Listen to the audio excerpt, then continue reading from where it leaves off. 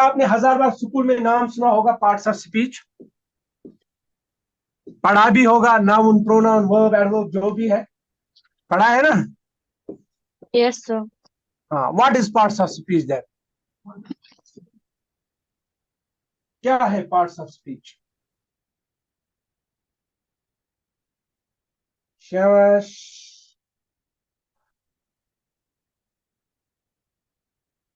Camera क्या इसको बांध, कौन सा आ रहा है?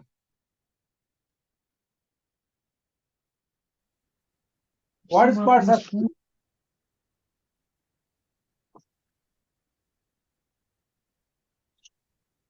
वालसा वह उचक सबस हाँ मगस। पार्ट्स ऑफ स्पीच जो है, it is the term of 3 words.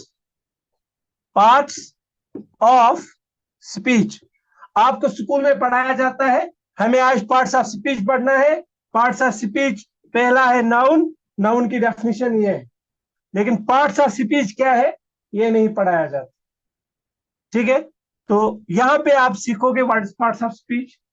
Parts of speech लफ्ज जो है, टर्म जो है, it is the term of 3 words, parts of speech.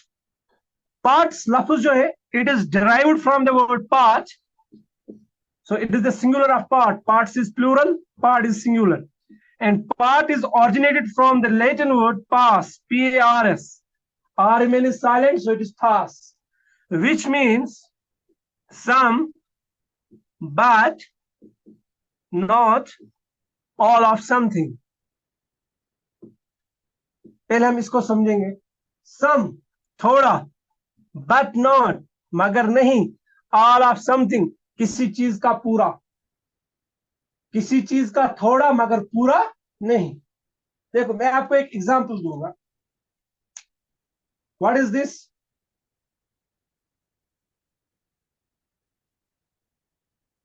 What is this? Marker. Marker, right? Yes, sir. Now I just to put out the cape. Now in my hand there is only cap. Can Yes, I sir. say this cap is a marker? No, sir.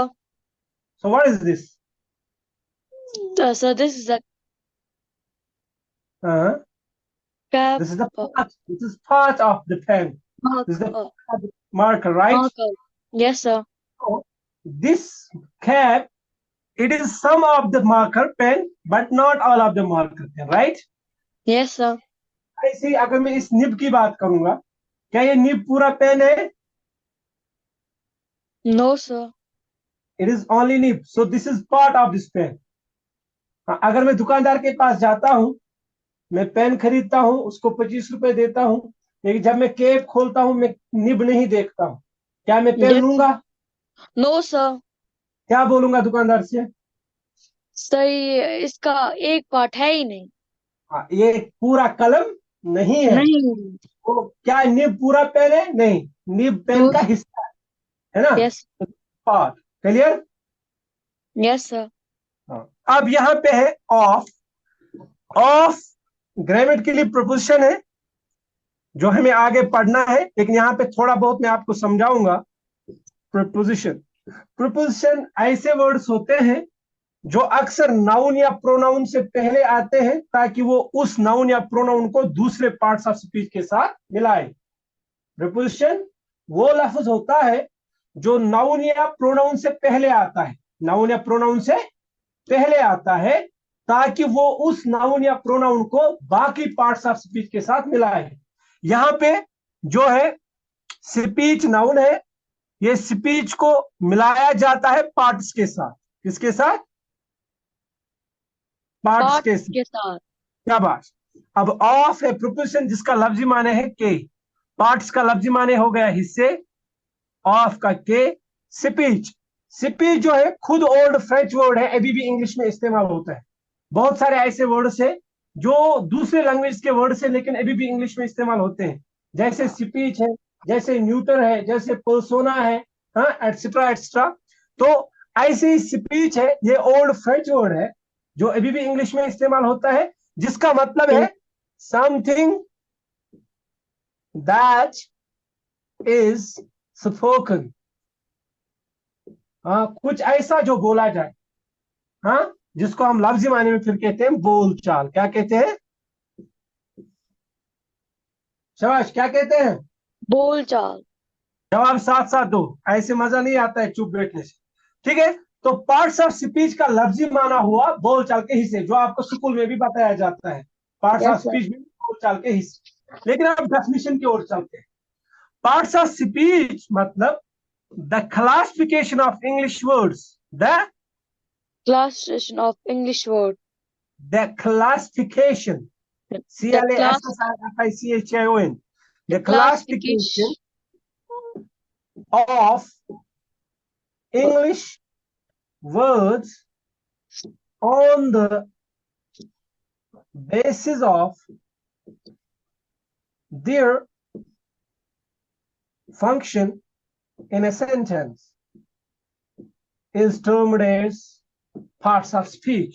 Parts of English speech. Words की classification देखो। इससे पहले कि हम English words पे जाए, हम पहले एक एग्जांपल समझते हैं जिससे आपको आसान होगा समझना। स्कूल में क्या होते हैं? Yes sir. स्कूल में क्या होते हैं बच्चे? Yes sir. उनको हम क्या कहते हैं इंग्लिश में? स्टूडेंट्स। स्टूडेंट्स। हाँ, सबको हम स्टूडेंट्स कहते हैं ना? Yes sir. क्या सब स्टूडेंट्स को एक ही क्लास में रखा जाता है? No sir. क्लियर? तो हम क्या करते हैं? हम स्टूडेंट्स को उनके अलग अलग स्टैंडर्ड की बुनियाद पे, उनकी स्टेज की बुनियाद पे अलग अलग रख। क्लास बनाते हैं, अलग अलग ग्रुप बनाते हैं, है ना? Yes sir. हाँ, ऐसे ही इंग्लिश में there are abundant words, right? बहुत सारे वर्ड्स हैं, dictionaries are flooded with words, but can we say that each and every word has the same function? No sir. No, हर लफ्ज को एक ही फंक्शन नहीं नहीं है। होता। कुछ वर्ड्स को एक फंक्शन होगी, कुछ वर्ड्स को दूसरी, कुछ वर्ड्स को दूसरी। तो उसी फंक्शन की बुनियाद पे हम वर्ड्स को क्लासिफाई करते हैं, कैटेगराइज करते हैं, अलग अलग ग्रुप बनाते हैं, अलग अलग क्लास बनाते हैं। ठीक है, अलग अलग ग्रुप बनाते हैं, अलग अलग क्लास बनाते हैं, क्लास अलग अलग बनाते हैं। कैटेगरी बनाते हैं। किस बुनियाद पे? On the basis of their basis function, of. उनकी फंक्शन की बुनियाद पे। कुछ वर्ड सिर्फ नाम दिखाते हैं तो उनकी फंक्शन है नाम दिखाना। कुछ वर्ड सिर्फ काम दिखाते हैं, कुछ वर्ड्स काम के बारे में एक्स्ट्रा इंफॉर्मेशन देते हैं, कुछ वर्ड्स नाम के बारे में एक्स्ट्रा इंफॉर्मेशन देते हैं, कुछ वर्ड्स नाम के बदले इस्तेमाल होते हैं, है ना? कुछ वर्ड्स यस नाम सर। को दूसरे वर्ड्स के साथ मिलाते हैं, कुछ वर्ड्स जो है नाम को दूसरे वर्ड्स के साथ मिलाते हैं, कुछ वर्ड्स दो वर्ड्स को आपस में मिलाते हैं, दो फ्रेजेस को आपस में मिलाते हैं, दो क्लासेस को आपस में मिलाते हैं। तो यस ये सर। अलग अलग फंक्शन है, ये अलग अलग फंक्शन है। फंक्शन। तो इसी फंक्शन की बुनियाद पे हम क्या करते हैं? वर्ड्स को कैटेगराइज करते हैं, क्लासिफाई करते हैं, और उस क्लासिफिकेशन का नाम हम देते हैं पार्ट्स ऑफ स्पीच। स्पीच। और यही है इंग्लिश का स्ट्रक्चर, इंग्लिश लैंग्वेज का मटेरियल। स्ट्रक्चर। इंग्लिश लैंग्वेज का स्ट्रक्चर ही यही है, पार्ट्स ऑफ स्पीच, जिसे हम लैंग्वेज बोल पाते हैं। क्लियर? Yes sir. क्लियर? हाँ। यस तो सर। पार्ट्स ऑफ स्पीच का मतलब इंग्लिश वर्ड्स की क्लासिफिकेशन, उनकी फंक्शन की बुनियाद पे इंग्लिश वर्ड्स का ग्रुपिज्म, इंग्लिश वर्ड्स की categorization on the base of their function, उनकी फंक्शन। फंक्शन की बुनियाद पे। किसमें? सेंटेंस में। क्योंकि सेंटेंस के बगैर हमें वर्ड की फंक्शन पता नहीं चलेगी। जो मैंने चलिए। आपको ग्रामर ग्रामर में भी समझाया था, जब हमने ग्रामर की डेफिनेशन पढ़ी, तो मैंने कहा था कि वाटर लफ्ज जो है ये ग्रामेटिकली नाउन है ना? Yes sir. लेकिन इसकी फंक्शन और भी हो सकती है। जैसे मैं कहूंगा she is watering the plants, वो पौधों को पानी दे रही है। तो यहां पे वाटरिंग लफ्ज जो है ये वाटर से बना है, तो वाटर यहां पे नाउन नहीं रहा, ये वर्ब बना। तो मुझे वाटर की फंक्शन कहां पता चली? सेंटेंस में पता चली। इसलिए यहां पे जरूरी बोलना है on the base of their function in a sentence, उनकी फंक्शन की बुनियाद पे जो वो सेंटेंस में दिखाते हैं। है। क्लियर? Yes sir. इसके बाद हमें पहला पार्ट ऑफ स्पीच उठाना है, that is now, that is no. जादमा गई है। No sir.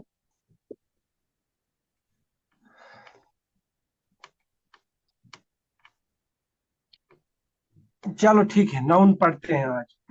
टाइम क्या हो टाइम, क्योंकि 8 बजे और एक क्लास है ना। 7:46. ओ, अब तेल मेल नाज कहीं रश था समग्स। नाउन, नाउन जो है it is originated from the Latin word nomen, नॉमिनो, नाउनी। नॉमेन, नॉमिनो, Domino. नाउनी। Nomen. नाउनी, नॉमेन, नॉमिनो, No. No. नाउनी। Nomen. नाउनी, Nouni. हाँ, which means a name or the name of any entity. A name or the name of any entity. ये Entity. हमें समझना है। A name आपको समझ आया होगा, एक नाम। एक नाम.